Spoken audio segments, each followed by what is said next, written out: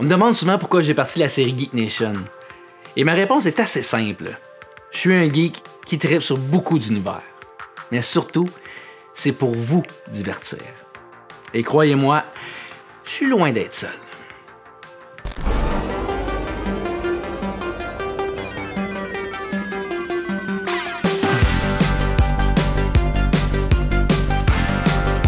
Aujourd'hui, on parle de web. Non, pas ce genre de web-là, Spider-Man.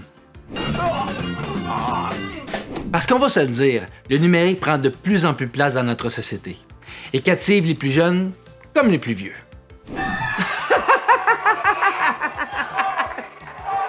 Mon frère m'a envoyé ça, là. Ok, ça c'était pas bon. Mais surtout, Internet a offert ce qui était autrefois impossible. Une voix pour tous. Ça a du bien et ça a du mal aussi. Ah, je viens de recevoir un commentaire sur mes vidéos YouTube. Quel animateur vraiment plate et drabe pouvez-vous le faire bouffer par un rencard, s'il vous plaît? Ouais. Des fois, on a droit à ce genre de commentaires-là, hein, et parfois on répond. Hein? Ouais, tiens. Merci pour ton point de vue. On se revoit au souper de Noël, maman. Je t'aime. L'Internet nous permet d'être plus nichés dans notre divertissement. De là, plusieurs émissions et podcasts ont vu le jour pour le plus grand bonheur des passionnés que nous sommes. Donc, que vous aimiez du Marvel, Star Wars, Batman, vous trouverez chaussures à votre pied. Et il y a même des séries un petit peu plus généralistes, comme,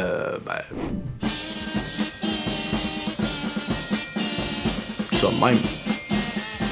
Donc, je vous propose d'explorer cet univers de podcasts et de streaming avec mes invités Nino, Malgus, Dominique et Jonathan. Oui, c'est bien Nino de l'épisode 3 et Jonathan de l'épisode 4 qui reviennent. Faut tout leur dire. It was at this moment that he knew. He fucked up.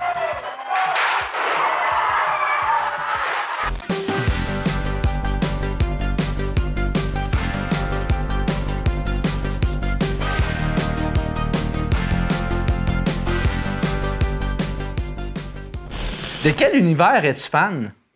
Quel univers que je suis fan de beaucoup d'univers. Je suis trop geek, moi. À égalité, là, je dirais que c'est Star Wars puis Marvel. Si bol. Écoute, Star Wars, c'est un peu dur de passer à côté, mais je suis fan de tellement d'affaires geeks. Ben moi, je suis fan de Star Wars, en fond, depuis l'âge de 4 ans, je dirais. Je vous présente mon ami Dominique de l'émission Star Wars Artefact. Bon, comme vous pouvez le remarquer, l'entrevue s'est faite par Zoom parce que Dominique est quadraplégique et n'a que 30% de ses poumons qui fonctionnent. Donc, avec le COVID, on n'a pas pris de chance, mais vous allez voir, il est tout aussi intéressant par Zoom. Séries, science-fiction, horreur. J'écoute des animés avec mes enfants à cette heure. Fait que je pense que je suis un geek général, si on peut dire ça comme ça. Pour un jeune homme quadraplégique qui a peut-être 5 ans quand il voit l'Empire contre-attaque, et t'entends Yoda dire « Est-ce par mon apparence que tu peux me juger? » Ça, là, c'est la phrase qui vient dire que tout est correct. C'est Goldorak, Albator, le Capitaine Flamme. Par la suite, sont suivis Star Wars. Mais tu sais, Lego, G.I. Joe, évidemment Batman. Dès qu'il y a eu la découverte des comics, donc tout ce qui est l'univers de Marvel aussi. Donc c'est ça, geek de tout. Pas mal tout ce qui relie au geek. Je vais aimer ça, là, je vais y prendre plaisir. Peux-tu expliquer qu'est-ce que le podcast On Jase Marvel? On Jase Marvel, c'est une émission sur Twitch, Spotify, qui est en ligne tous les dimanches 7h.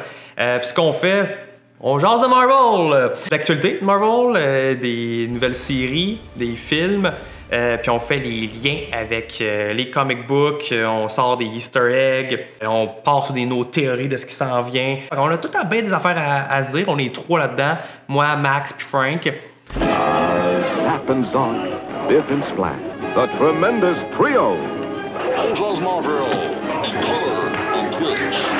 Peux-tu expliquer qu'est-ce que le Star Wars Artefact? Donc, Star Wars Artefact, c'est des capsules web que je fais qui durent environ entre 5 et 10 minutes où je fais la revue de produits dérivés de Star Wars. Je fonctionne par cycle de 4 semaines. Donc, semaine 1, c'est un sabre laser. Semaine 2, c'est un artefact ou un props qui vient de l'univers Star Wars. Semaine 3, c'est un casque. Et la 4e semaine, je fais la bio d'un personnage qui gagne à être connu. Magical video adventures featuring everyone's favorite Star Wars characters. Je ne vous décevrai pas. Only on YouTube. Qu'est-ce que le Shawicon Show? Le Shawicon Show, à la base, on a notre événement qui est le Shawicon qui se passe sur 2 jours à chaque année. Puis, on avait un laps de temps entre février et, mettons, le mois de novembre, qui se passait plus rien. Puis je me suis dit, Colin, il me semble que ce serait le fun de pouvoir continuer de parler du Shawicon. Mon ami Denis Talbot, qui est arrivé puis qui m'a dit, hey, pourquoi tu diffuses pas à place pour parler justement de différents univers, des conventions et de parler du Shawicon Show. Fait que c'est comme ça que le Shawicon Show est né. Ça peut aller de séries télé. On parle de vieux box-office, de nostalgie. Autant qu'on peut aller justement faire des émissions pour le streaming, pour aider les nouveaux streamers.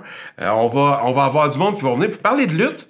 On a du monde qui viennent pour parler de différents univers. On a plusieurs chroniqueurs. Puis on invite aussi des invités spéciaux, des artistes, des comédiens qui viennent faire un tour pour parler avec nous autres.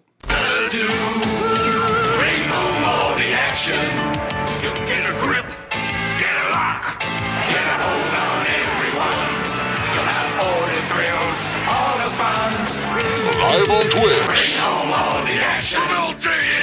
Qu'est-ce que Star Wars en direct? En fait, le Star Wars en direct, c'est un podcast qui a été fondé par Danny Pépin avec l'aide de Sébastien Minot, puis avec Sid Clan de l'époque. 2020-21, on fêtait les 20 ans. C'est pas le premier, mais c'est le plus vieux podcast toujours existant de Star Wars, toutes langues confondues au monde. Donc, c'est quand même pas rien.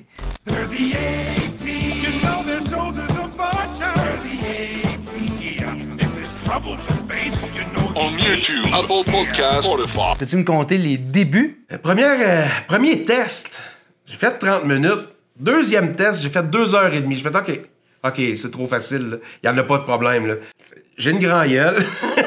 On va se le dire. Je commençais à ramasser des beaux objets.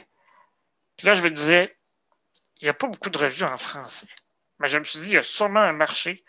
Donc, ma mère est devenue Diane Spielberg. Elle est ma caméraman. Et c'est elle qui s'occupe de tout le look, dans le fond, de me placer, de me payer, de faire le clapper pour synchroniser l'audio avec la vidéo. Et une fois que c'est fait, j'ai un ami qui s'occupe de faire mon montage. J'ai du temps, ben crème, je vais voir un streamer où je vais mettre ça en podcast pendant que je travaille. Je vais écouter des entrevues, je vais écouter d'autres diffuseurs. Les podcasts, oh là, tu fais plaisir à Jonathan, n'est-ce pas? Même Malgus t'applaudit. J'ai commencé à vraiment aimer ça, puis à pogner la piqûre direct en partant. Puis en même temps, ben, à un moment donné, on a commencé à mettre du gaming, du jeu. C'est une autre chose, ça, qu'il y a beaucoup de monde qui ne comprennent pas. Comment, moi, je peux diffuser puis avoir des gens qui me regardent jouer à un jeu. Puis Denis Talbot, il dit, ben, pourquoi les gens vont écouter le hockey assis dans leur salon chez eux? Ça résume. C'est la même chose. Et les gens vont venir nous voir jouer à un jeu qu'ils n'ont pas acheté encore, qui va les intéresser. Puis en nous voyant jouer, ils vont nous poser des questions. Je vais vous dire, j'en ai fait vendre du jeu à date, là.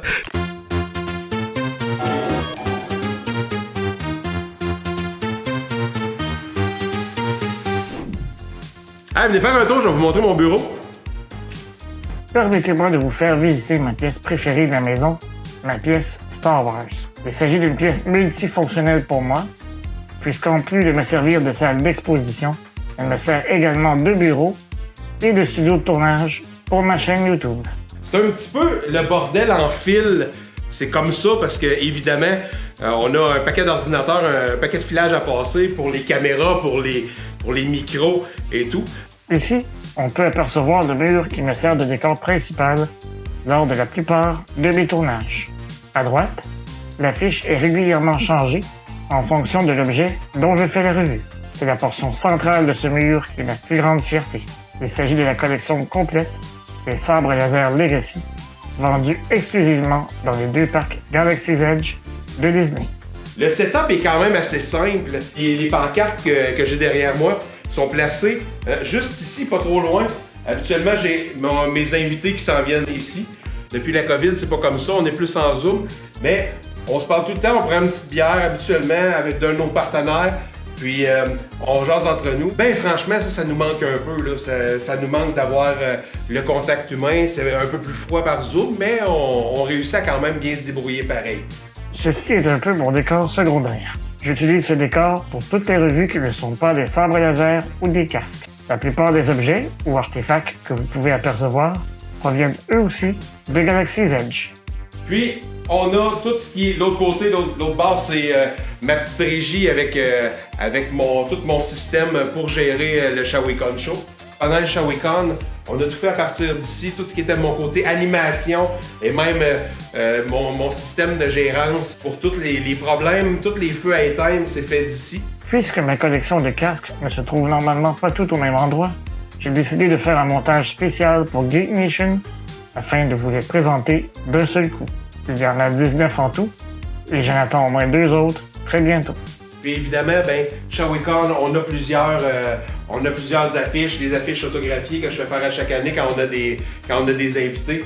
Finalement, il fallait que je vous parle rapidement de ma collection de cristaux Kyber. Ce sont des cristaux qui peuvent être insérés dans les sabres laser construits au Savvy's Workshop à Galaxy's Edge et insérés dans des holocrons. Les cristaux déterminent la couleur de la lame de votre sabre et ceux à double face vous permettent d'avoir 2 couleurs différentes. Lorsqu'ils sont insérés dans un holocron, vous pouvez entendre le message de divers maîtres Jedi ou seigneurs Sith. C'est mon petit coin de studio, mon petit coin de paradis pour faire de l'animation et faire mes streams. J'espère que vous avez aimé cette visite et comme je le mentionne à la fin de chacune de mes vidéos, je vous dis à bientôt et que la force soit avec vous à tout jamais.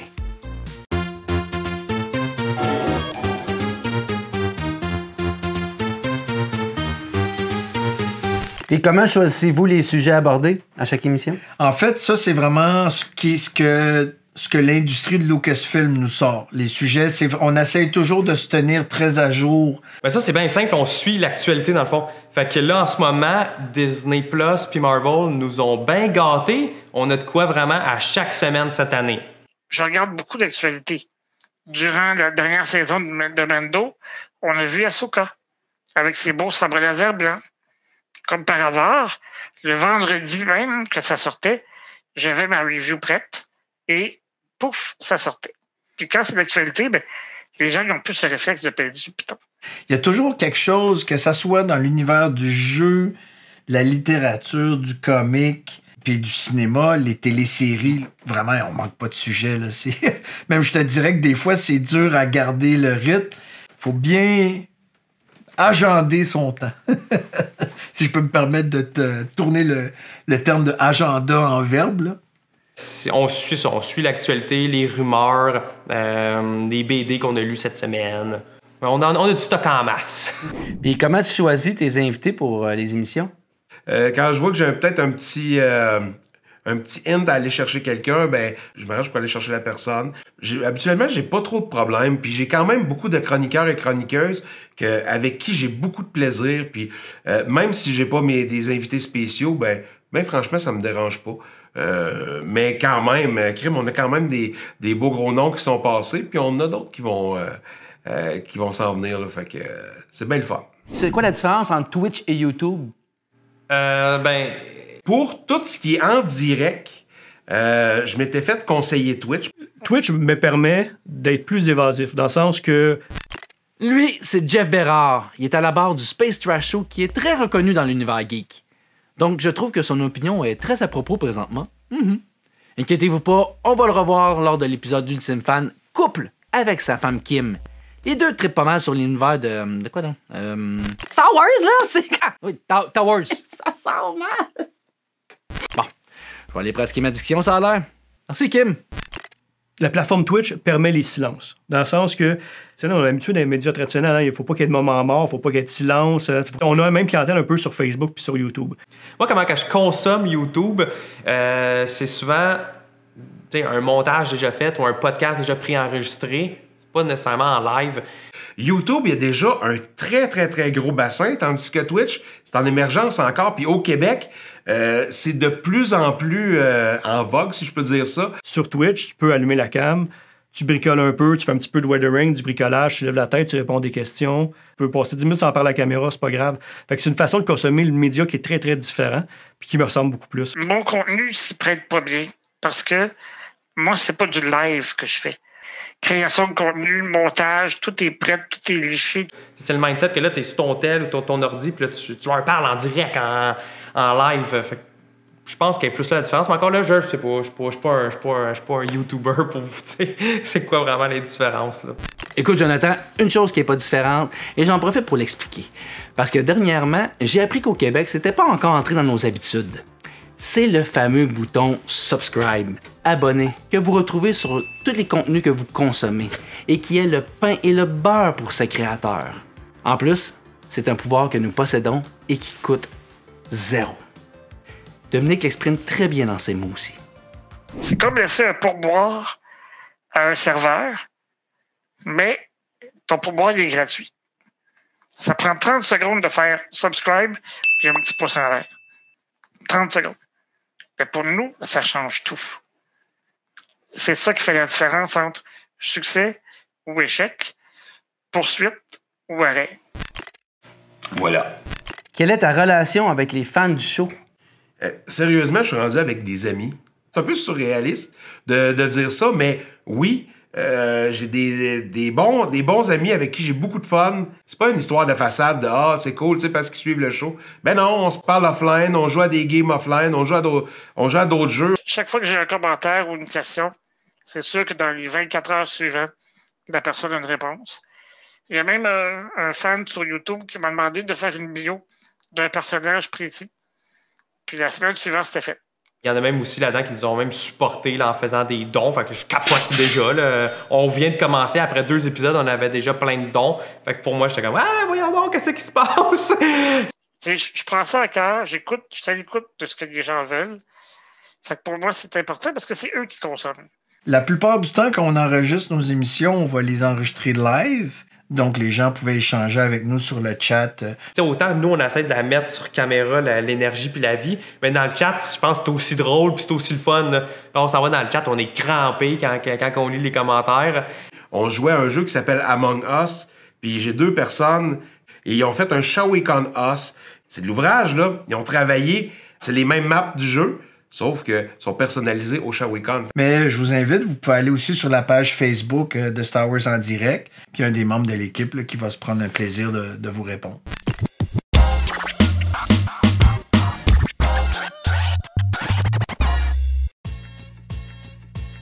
Qui est le meilleur animateur? Écoute, j'ai pas le choix de dire Danny. Et pourquoi? Parce que c'est le leader suprême. Oh ben... Je dirais Max, l'animateur en chef, si on peut dire. C'est lui qui est tout le temps bien organisé, que l'horaire du podcast. Moi puis Frank, on peut juste arriver « Hey! » Puis on suit ce que Max nous dit comme question, puis nous, on passe nos affaires. Mais Max, c'est lui qui a le fil conducteur. Fait que Max. Mes réguliers sont tous excellents. Puis ben franchement, là, on va se le dire, là, mais je suis content d'avoir Catherine et Roxane qui donnent une belle dose de féminité à cette émission-là. Puis les gens aiment ça aussi. Autant Marc avec les jeux que Pierre avec les films, Jay avec la lutte. Je peux pas en choisir un. Faudrait que je te fasse un nom avec tous les noms ensemble. Qui est le plus connaisseur? Dans l'équipe, si bol. Je vais me faire taper ses doigts, c'est sûr et certain.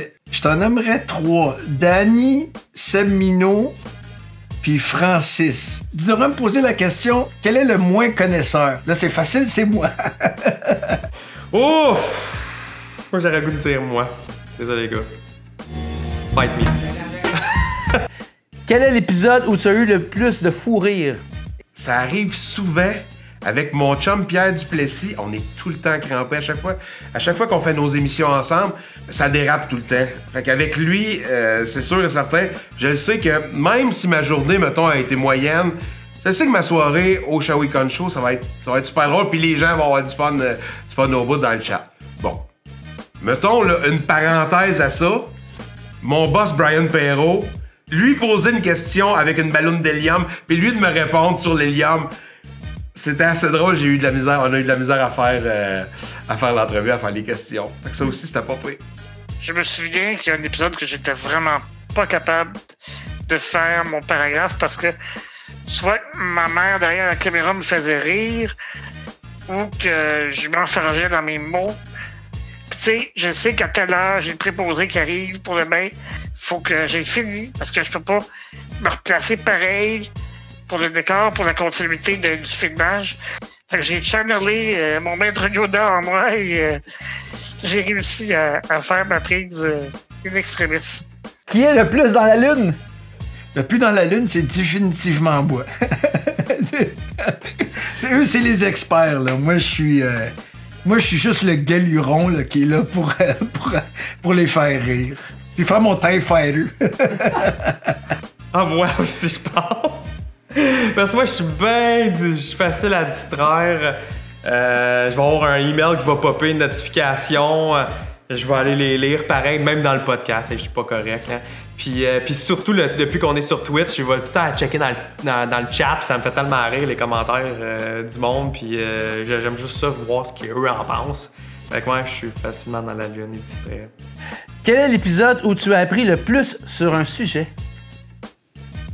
Colin, l'épisode que j'ai appris le plus sur un sujet. Wow! Hey, c'est une méchante bonne question, ça. Mais je dirais qu'à chaque vidéo, j'apprends quelque chose. Il n'y a pas une vidéo que j'ai pas appris quelque chose. J'ai fait le sabre laser de Mace Windu il y a 2 semaines. Tu sais, il y a du or après son sabre laser, lui. Ben, c'est de l'électrum. Et c'est la même métal qui a été utilisée pour construire l'armure de Commander Pyre dans la série Résistance. Donc, c'est tous des détails. Comme je te dis, des fois que ça ne va absolument rien dans la vie de tous les jours. Mais Colin, c'est fun à savoir après. Sans aucun doute. À toutes les émissions, on apprend tellement de choses, que ce soit autant jeux vidéo que même les invités spéciaux se livrent quand même beaucoup. Puis on parle de plein d'affaires différentes. Puis on apprend tout le temps de choses super intéressantes sur eux autres. Fait que non, c'est pas mal. On apprend dans tout. Tu veux lâcher l'école puis écouter Shawicon, so. Non.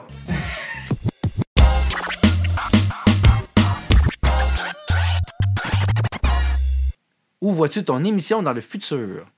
J'espère être encore là. J'espère encore diffuser. J'y crois, honnêtement. Je ne suis pas de ceux qui pensent qu'il y a une fatigue pour les super-héros. J'espère que je vais pouvoir le faire bilingue, que je vais avoir les ressources qui vont me permettre de le faire.